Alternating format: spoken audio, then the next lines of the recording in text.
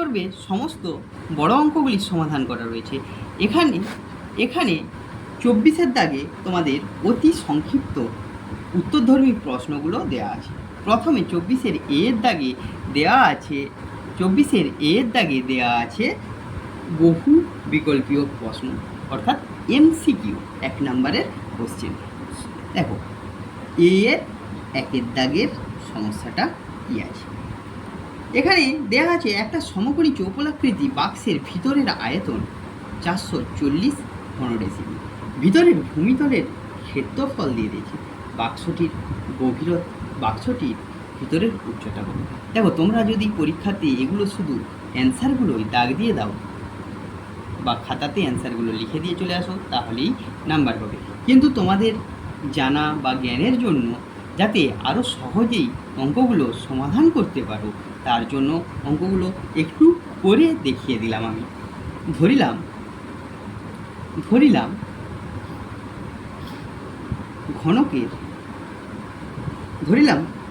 এখানে কি বাক্স দিয়েছে, ঘনক দেয়নি, বাক্স দিয়েছে, সমকোণী চৌকোলাকৃতি বাক্স, বাক্সের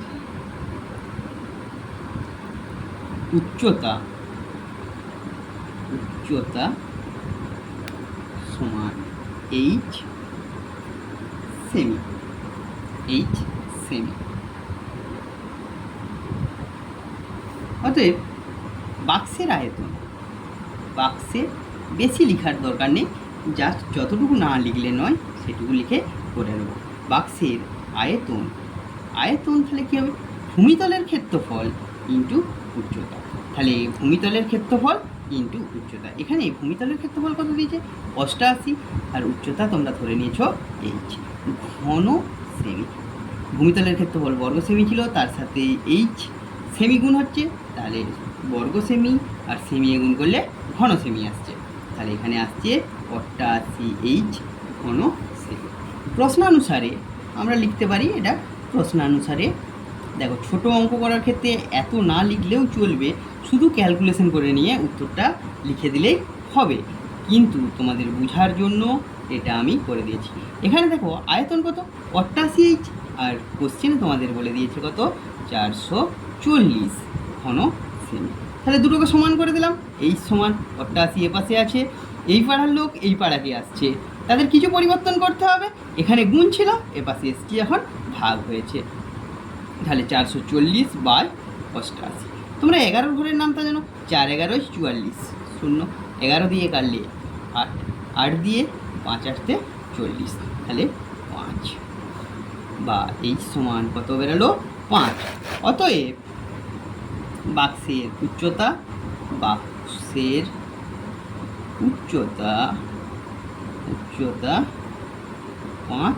সেমি। তোমাদের অপশান দেওয়া আছে বি এর অপশানটা, এর 2-এর দাগের অঙ্ক বলছে একটি আয়তক্ষণাকার গর্তের দৈর্ঘ্য 40 মিটার, প্রস্থ 12 মিটার, গভীরতা 16 মিটার। ওই গর্তের মধ্যে 5 মিটার দীর্ঘ এবং 4 মিটার প্রস্থ এবং 2 মিটার পুরু তক্তা রাখা যাবে। কতগুলো তক্তা রাখা যাবে জিজ্ঞাসা করছে। ওই গর্তের মধ্যে 5 মিটার দীর্ঘ, 4 মিটার প্রস্থ ও 2 মিটার পুরু তক্তা রাখা যাবে, কতগুলো রাখা যাবে। তাহলে কি করব, দেখো ওই গর্তের মোট আয়তন বার করে নেব, আর একটা তক্তার আয়তন বার করব, দিয়ে গর্তের আয়তনকে তক্তার আয়তন দিয়ে ভাগ করে দিলেই আমরা কি পেয়ে যাব, তক্তার সংখ্যা। তাহলে আগে আমরা লিখে নিচ্ছি পুরু তক্তা রাখা যাবে সমান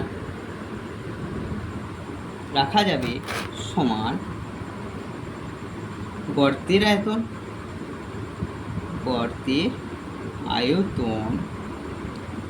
বাই তক্তার আয়তন। এটা কি হবে, এককটা টি হবে, পুরো তক্তা রাখা যাবে, তাহলে কি এতে টি। দেখো গর্তের আয়তন কি, গর্তের দৈর্ঘ্য প্রস্থ উচ্চতার গুণফল 40 × 12 × 16 × 12 × 16 আর তক্তার আয়তন কত? 5, 4 আর 2 গুণ, 5 গুণিত 4 গুণিত 2 টি।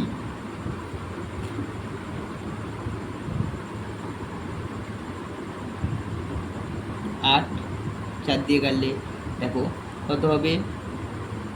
2 দিয়ে কাটলে 12কে 16 দিয়ে গুণ করে দিলেই উত্তর চলে আসবে। কত হলো? গুণ করো 192 টি। তাহলে অপশন কত আছে? বি এর অপশনটা, অপশন নাম্বার বি। 3 নম্বর অঙ্ক। 3 নম্বর অঙ্কতে কি আছে? এ 3 নম্বর অঙ্ক, 24-এর দাগের এ 3 নম্বর অঙ্ক।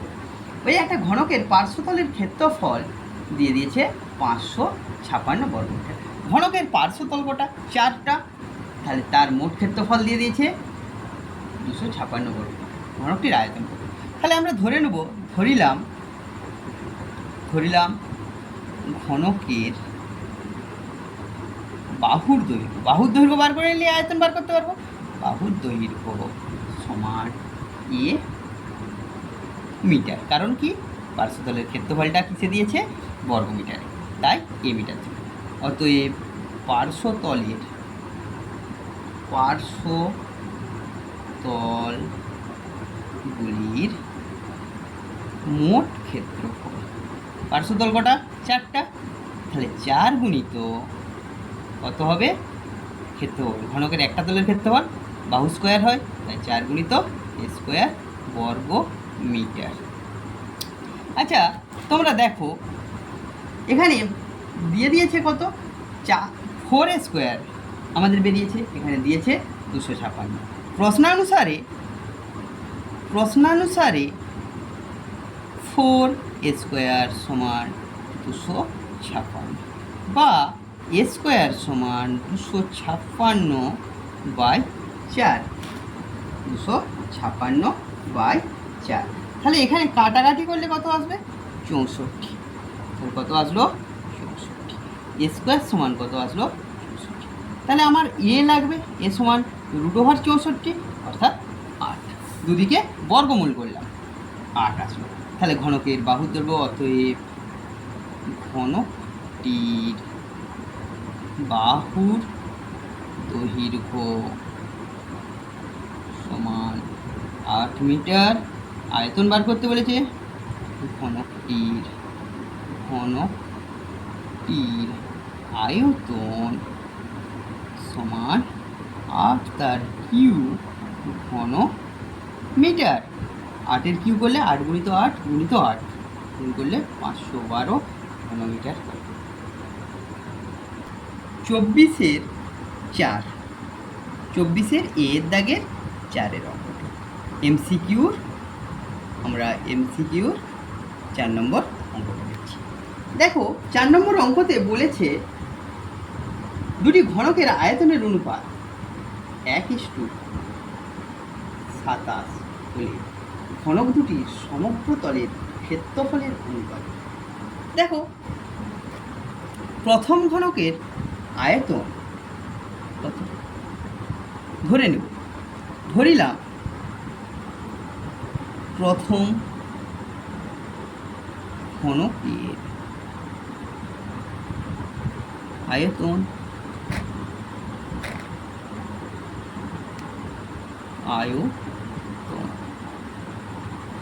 প্রথম ঘনকের আয়তন সমান কত হচ্ছে? এ কিউ ঘন একক, এ কিউ ঘন একক। দেখো এ কিউ কেন ধরলাম? আয়তন কোনো কিছুর হোল কিউ আকারে আসে, তাই আমি ধ্রুবকটা এ কিউ আকারেই ধরলাম। দ্বিতীয় ঘনকের আয়তন 27 দেওয়া আছে, তার সঙ্গে ধ্রুবক, একই ধ্রুবক গুণ করতে হবে, 27 এ কিউ। তাহলে প্রথম ঘনকের বাহুর দৈর্ঘ্য, প্রথম ঘনকের বাহু দৈর্ঘ্য সমান, প্রথম ঘনকের বাহুর দৈর্ঘ্য সমান কিউব রুট এ কিউব একক, তাহলে এ একক। দ্বিতীয় ঘনকের বাহুর দৈর্ঘ্য সমান কিউব রুট 27 এগুণ, মানে কত আসছে এখানে 3a। তাহলে আমাকে বার করতে দিয়েছে প্রথম ঘনকের সমগ্রতল আর দ্বিতীয় ঘনকের সমগ্রতল, প্রথম ঘনকের সমগ্রতল আর দ্বিতীয় ঘনকের। প্রথম আমরা লিখে নেব প্রথম ঘনকের সমগ্র তলের ক্ষেত্রফল, তলের ক্ষেত্রফল ইস্টু দ্বিতীয় ঘনকের সমগ্র তলের ক্ষেত্রফল। একবারে করার জন্য আমি একবারে লিখে নিচ্ছি। বাহু 6 ইন্টু বাহু স্কোয়ার ইস্টু 6 ইন্টু বাহু স্কোয়ার। দ্বিতীয় ঘনকের বাহু 3a। এখানে দেখো 6a স্কোয়ার যেমন আছে ইস্টু 3 স্কোয়ার করলে 9, 6 54 স্কোয়ার, স্কোয়ার চলে গেল উভয় পক্ষ থেকে 54, 6 দিয়ে দুটোকেই ভাগ করলে আসবে 1:9।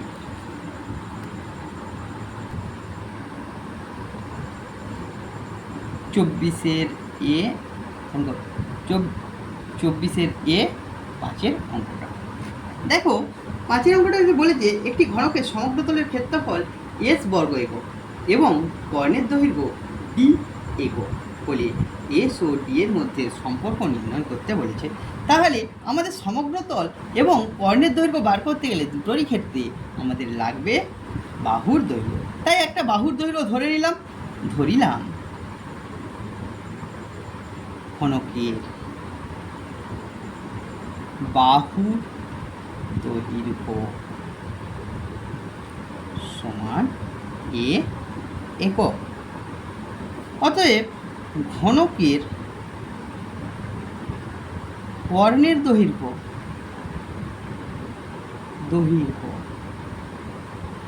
ঘনকের কর্ণের দৈর্ঘ্য এখানে কি দিয়েছে d।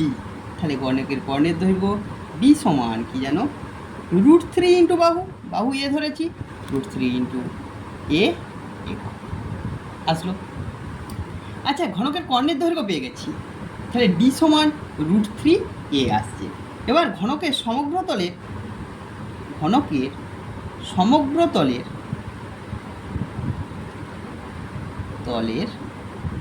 ক্ষেত্রফল কি সিম্বল দ্বারা ডিনোট করেছে s দ্বারা। তাহলে s সমান আমরা লিখতে পারবো 6 into a square, 6 into a square বর্গ একক লিখলাম 6 ইন্টু, তাহলে s সমান কত আসলো 6a স্কোয়ার। আমাদের এখানে s ও d এর মধ্যে সম্পর্ক নির্ণয় করতে হবে। আমরা তাহলে যে দুটো সম্পর্ক পেলাম, এই সম্পর্ক আর এই সম্পর্ক থেকে আমরা এটাকে এলিমিনেট করব বা তাড়িয়ে দেব। তাহলে কি এর মানটা আমরা প্রথমটা থেকে বার করে নিচ্ছি, d/√3 সমান কত আসছে a। তাহলে এই সমীকরণটাতে আমরা এর মান বসিয়ে দিচ্ছি 6 ইন্টু d/√3 তার হোল স্কোয়ার। এখানে ডি স্কোয়ার √3 স্কোয়ার করলে 3 দিয়ে এটা গেলে 2 বা এস সমান তাহলে কত আসছে এস সমান 2d স্কোয়ার আসছে, 2d স্কোয়ার। দেখো তোমরা অপশানগুলো দেখলে কোথাও এ স্কোয়ার সমান 2d স্কোয়ার, তাই ভয় পেয়ে যাওয়ার কিছু কারণ নেই। কিন্তু ডি স্কোয়ার সমান s/2 আছে, তাহলে এখানে 2 গুণ আছে, এই পাশকে আসলে ভাগ হবে, ডি স্কোয়ার সমান s/2। তাহলে এই অপশনটায় আমরা কি করব দাগ দেব। তাহলে আমাদের সম্পর্ক কি আসলো ডি স্কোয়ার সমান s/2। 24-এর বিয়ের একটা সত্য মিথ্য তথ্য যাচাই করতে বলি। কিন্তু সত্য মিথ্য তথ্য আমরা যাচাই করব কি করে যদি না আমরা অঙ্কটা বলি। তাই কোনো রকম তুক্কাতে দাগ না দিয়ে নিখুঁতভাবে শিখে সঠিক পদ্ধতি অবলম্বন করে তোমরা অঙ্কের উত্তর দিও, দেখবে সাধারণত মাধ্যমিকে 90, 95, 100 নাম্বার পাওয়াটা কোনো তেমন কিছু একটা ফ্যাক্টর করে না। হ্যাঁ, 100তে 100 পেতে গেলে একটু কনসেপ্ট আর প্রত্যেকটা জিনিসের উপর ক্লিয়ারনেসের দরকার হয়ে থাকে। দেখো, বিয়ের দাগের প্রতিটি ঘনকের প্রতিটি ধারের দৈর্ঘ্য দ্বিগুণ হলে ঘনকের আয়তন প্রথম ঘনকের 4 গুণ করে তুলেছি। আমরা করে দেখে নিই। দেখছি, পথ ধরিলাম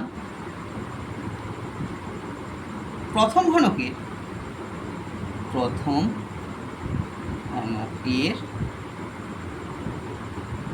দৈর্ঘ্য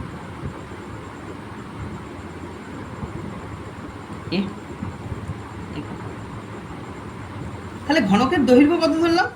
প্রথম লিখতে হবে না, একটাই বলেছে ঘনকের দৈর্ঘ্য এই। আয়তন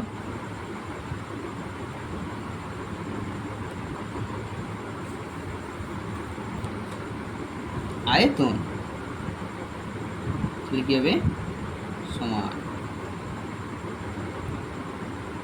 আয়তন সমান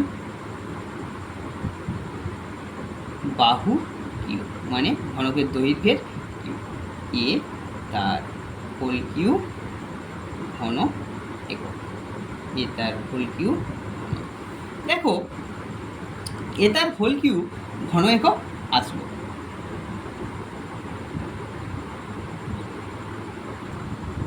এ কিউ ঘন একক, এ কিউ ঘন।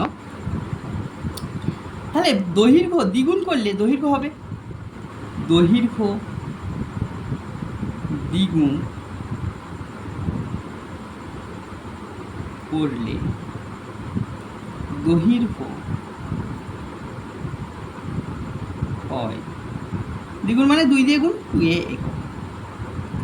আয়তন,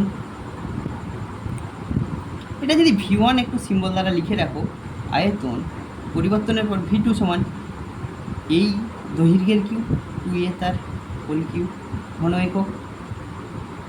তাহলে 8 a কিউ ঘন একক।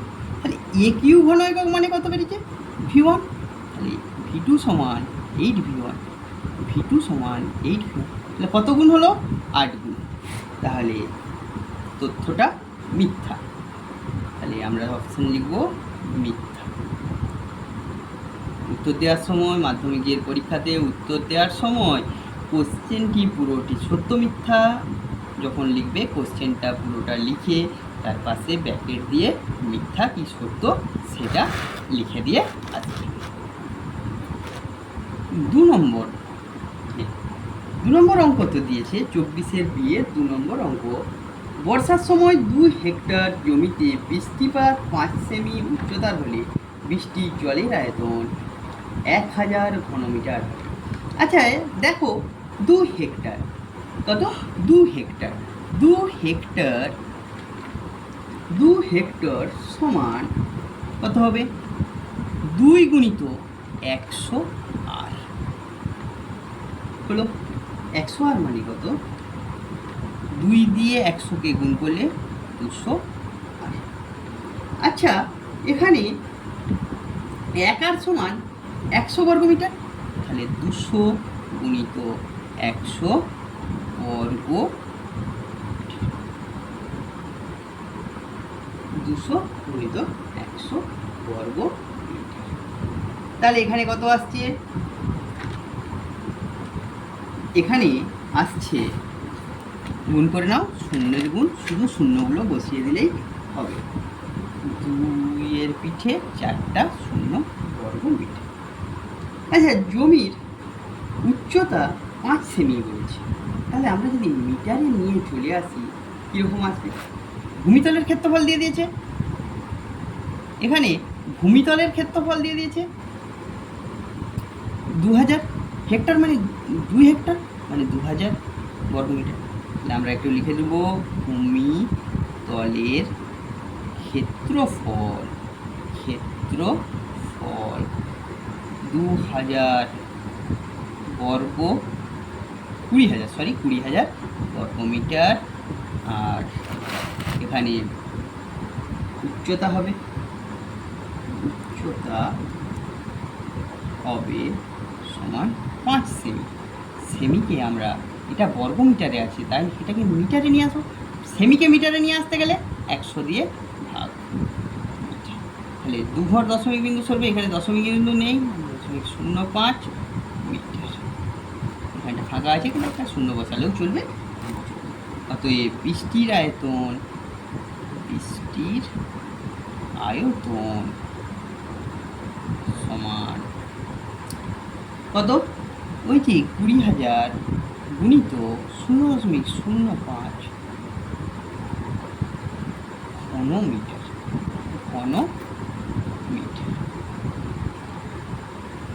0.05 ঘন মিটার। এখানে গুণ করলে আসছে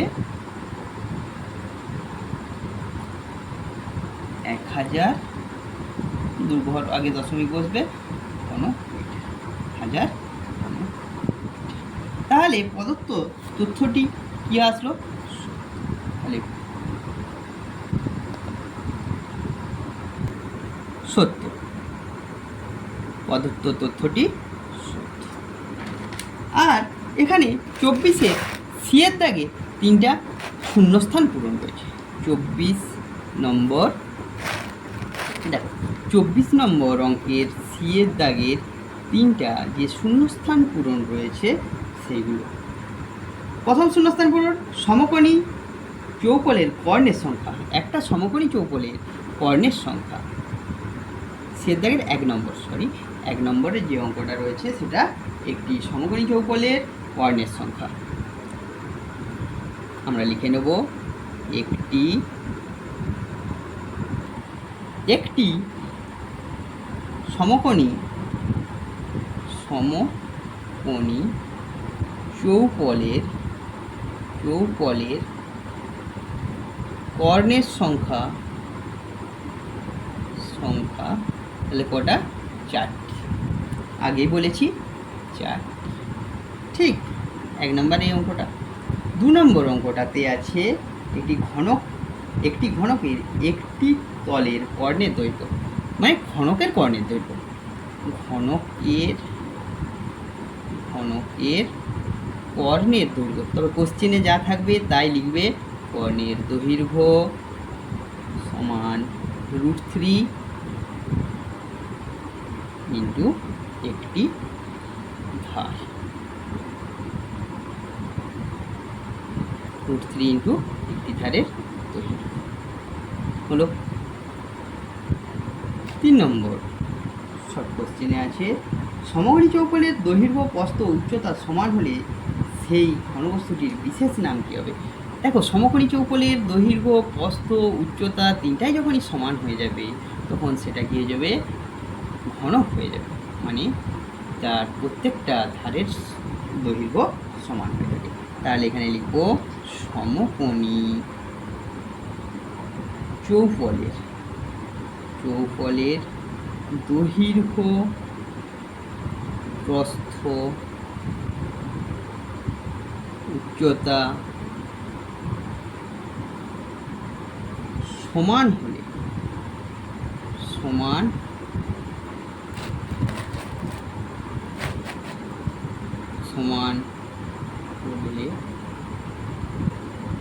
সেই ঘনবস্তুটি